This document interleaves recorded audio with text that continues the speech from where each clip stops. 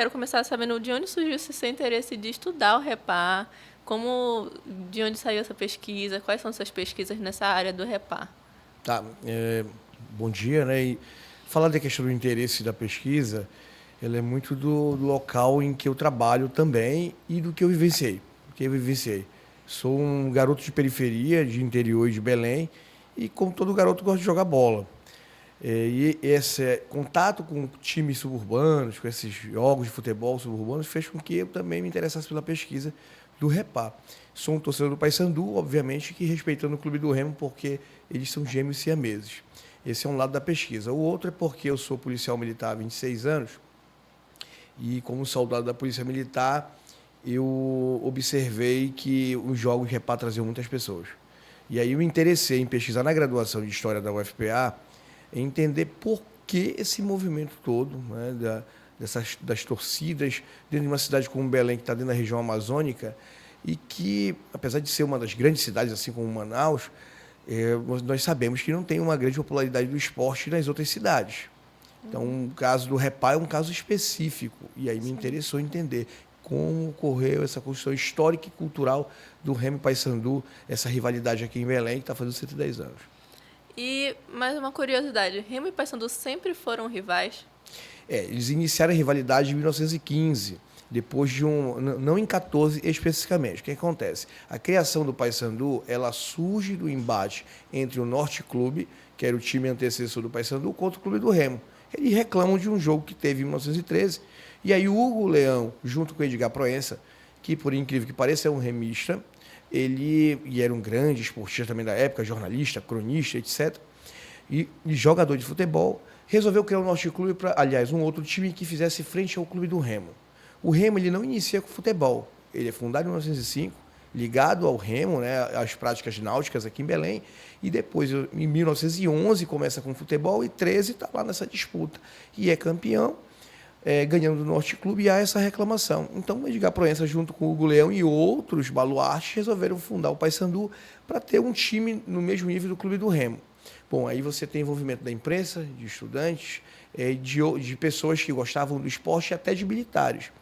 Aí quando é que começa a rivalidade? A rivalidade começa especificamente não na derrota que vai fazer agora 110 anos, né, no estádio da Curuzu, antigo estádio da Ferreira Comadita, em 14 de julho de 1914. Vai começar em 1915 por conta de uma briga, numa discussão de um jogo de festival esportivo. Porque é interessante, Remo e Paysandu não jogava só o paraense. Jogavam festivais esportivos nos bairros. E aí um ponto que eu quero ressaltar.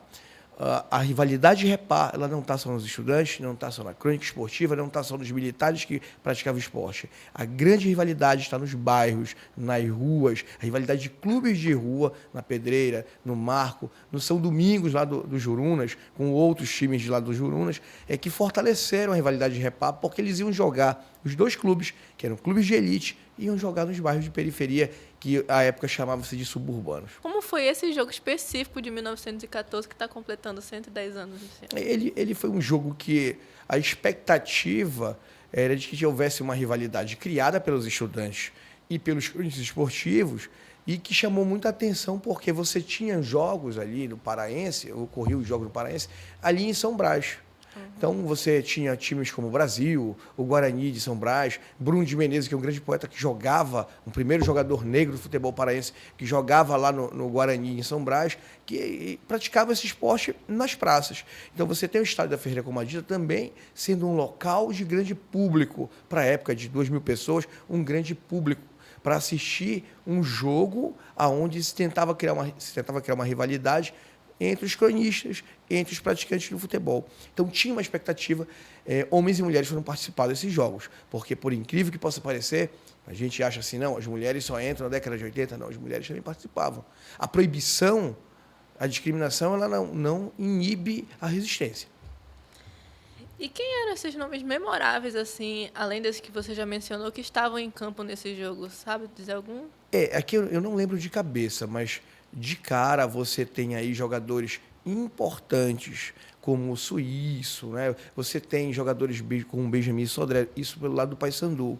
E você tem outros jogadores também importantíssimos para o Clube do Remo, que vão estar ligados à família Aimé Feio, são nomes ligados à elite paraense. Eu não lembro aqui de cabeça especificamente.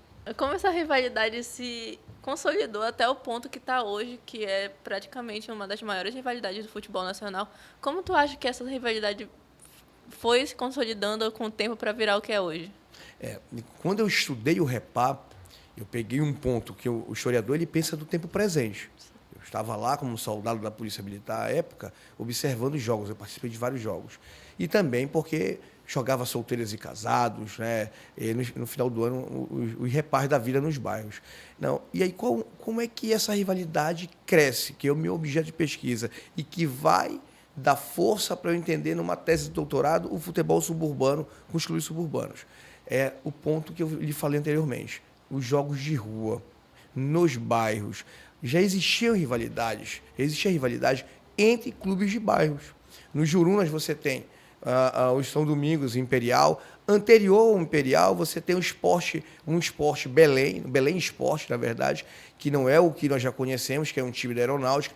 Não, é um clube do bairro dos Jurunas. Os Jurunas era fatiado de clube, de estádio de futebol, de pequenos campinhos, né, em que você tem campo de futebol, onde você tem essa prática.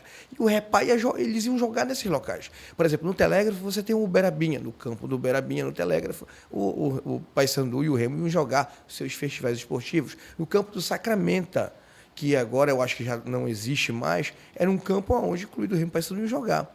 Tanto que é uma rivalidade tão forte que nós temos a ideia do 7-0. O que o Remo coloca? 33, o Paysandu coloca o 7-0. Mas, historicamente falando, qualquer vitória, em qualquer local, e olha que eu sou um torcedor do Paysandu, falando como torcedor apenas, o Paysandu tem o 7-0 no primeiro quadro, mas o Clube do Remo tem o 7-0 em 1926. E para uma rivalidade isso é levado em conta. Então, você tem a crônica esportiva ao longo de 30 anos fortalecendo isso, e você também tem um fortalecimento dos clubes de bairro, onde o Remo e o Paysandu vão jogar. É uma das explicações porque outros times, como a Tuna Luz Brasileira, não se fortalecem num processo de popularização do futebol. Então, é uma explicação, inclusive, para que o Repá seja tão forte na região amazônica. Você imagina colocar 60 mil pessoas no estádio, com dois times, um está na Série C, outro na Série B. Quer dizer, você não tem uma força muito grande num campo de estar na primeira divisão, disputando uma Libertadores que o Paysandu disputou. Anterior a isso, você tem uma construção de um lazer e de uma sociabilidade das pessoas dos bairros, tanto que você vai no Ver o Peso. E você tem essa observação. Você vai nos bairros em Belém, nas feiras, há uma disputa de Remo e Paysandu. E fica uma imagem muito interessante que, para além dos bairros de Belém, a gente chama de hipermargem na teoria da história, na antropologia da história. Eu sei que é uma questão mais técnica, mas o que significa isso? Além dos bairros de Belém, nós temos um fortalecimento dessa rivalidade no interior. Então, você tem pessoas que circulam nos Jurunas que levam essa rivalidade para o interior. Aí você tem Ilha das Onças, você tem Cotijuba, você tem Vigia, você tem Santa Isabel, quer dizer, locais que interagem com os bairros em Belém. Eu dei uma pesquisada sobre a rivalidade Repá e em uma das minhas pesquisas apareceu que o Remo e o Paysandu, a princípio, eram amigos, mas essa rivalidade começou com um ofício do Remo pedindo ao Paysandu um jogo amistoso, que o Paysandu respondeu de forma xingando. Isso é verdade? Foi assim que aconteceu? Está citado no livro do Ernesto Cruz, chamado A História do Clube do Remo. E como é que o Ernesto Cruz construiu o livro? Ele pegava os documentos e citava do jeito que estava lá. Então, é um livro importante porque é um livro que tem fontes, né? Então, que serve para pesquisa. É verdade. É claro que o Paysandu diz que teve uma situação em que houve uma desavença anterior, para que eles não quisessem jogar com o Remo, e a partir dali se criasse a rivalidade que acontece em 1915. Se vamos colocar data, se me fosse janeiro ou fevereiro de 1915, se fôssemos colocar data, então vai fazer 100 anos a rivalidade mesmo. Aliás, 110 anos, né? Ano que vem, essa rivalidade construída. A princípio não é que fossem amigos, era um time de futebol. Lembre-se que o Norte Clube, anterior ao Paysandu, chamado de time negra, pelas cores da camisa, não por uma questão de movimento racial, etc., mas pelas cores da camisa, cada time tinha uma camisa. O azul marinho é o Remo, o time negro era o Norte Clube. Então, lá com o Norte Clube, não esqueça, o Hugo Leão, interessante o nome dele, né, que era um estudante, advogado, um dos fundadores do Paysandu, diz: vamos fundar um clube junto com o Edgar Proença, um baluarte do esporte, como eu falei, vamos fundar um clube para fazer rivalidade com o Remo, que não tem condições. Eles reclamavam da arbitragem, na verdade. E qual tu acha que é a importância dessa rivalidade entre Remo e Paysandu para a construção do futebol paraense a nível nacional, assim? Porque com Remo e Paysandu que o futebol paraense se destaca no cenário nacional, porque não tem tanta visibilidade assim para os outros times do Pará. Qual tu acha que é essa importância do Repar? Primeiramente, a partir do Repar, podemos criar sim uma visibilidade para os outros clubes. Só que tem um detalhe, a minha opinião sempre, eu pesquiso desde 99, levantando documentos no Centur e em outros locais, Centro de Memória da Amazônia, da UFPA e outros, Hemeroteca Digital. O que eu digo? Que eles são gêmeos siameses. Eles são indissociáveis, até o processo de criação, com a crônica, com a esportiva, né, com estudantes e etc., e militares, inclusive. O Clube do Remo, se for um dia desse eu vi uma pesquisa falando que o Paysandu homenageando a Guerra do Paraguai, ou uma batalha que antecedeu a Guerra do Paraguai, né, com as ruas e tal. E o Clube do Remo? O Antônio Baena, a rua Antônio Baena, faz referência a um dos líderes militares aqui do Pará, que comandou a Polícia Militar do Pará, por exemplo, e que estava na Guerra do Paraguai. Então, ambos têm uma construção histórica ligada também a militares. Agora, voltando aqui à sua pergunta, qual é a importância? Não dá para separar um ou outro. Por exemplo, não dá para torcer contra o Remo, e aí eu não estou falando como torcedor, estou falando com alguém que pesquisa, para que o Remo fique lá atrás porque eu quero o Paysandu em cima. Não, são os dois. Os dois elevam o futebol paraense. É claro, poderia ser um conjunto. Tem pessoas que estudam assim, o futebol paraense para além da dupla Repar. A dupla Repar é patrimônio histórico e material aqui do Pará. Já está pacificado, existe uma lei, inclusive. Eu acho que é em torno dela, ligado aos bairros, a gente pode fortalecer os dois clubes. Por exemplo, divisão de base, que já é uma área que eu não pesquiso, mas que eu percebo que, anterior a todo o processo, Remo e Paysandu ia pegar jogadores da década de 30, principalmente, da periferia, dos subúrbios de Belém, lá da Sacramento, do Telégrafo. Então, por isso que a rivalidade se fortalecia. É o jogador que joga no Berabinha contra o que joga no São Domingos dos Jurunas. Então, perceba essa rivalidade. Então, para um futuro, eu creio que poderia ser a curto prazo, inclusive, um investimento dos dois clubes nos setores suburbanos, hoje chamados de periferia de Belém. E aí você tem os garotos, as garotas, que vão participar dos jogos e que fortalecem a rivalidade, mas não só isso. Não é uma rivalidade para ter violência, mas uma rivalidade de lazer e sociabilidade que fortalece um processo de crescimento econômico, inclusive, com possibilidade das pessoas ascenderem socialmente, para aquelas que não têm essa possibilidade. Eu agradeço, então, pela oportunidade. Eu digo que, às vezes, o trabalho acadêmico ele fica muito focado, ligado na universidade. As pessoas não conhecem. Esse trabalho acadêmico ele também é fruto da experiência, da minha experiência como sujeito, né, no trabalho, de vida. Eu participei de festivais esportivos e a grande sacada foi levantar que Remo e Paysandu jogaram muitos festivais. Por isso até que tem muitos jogos.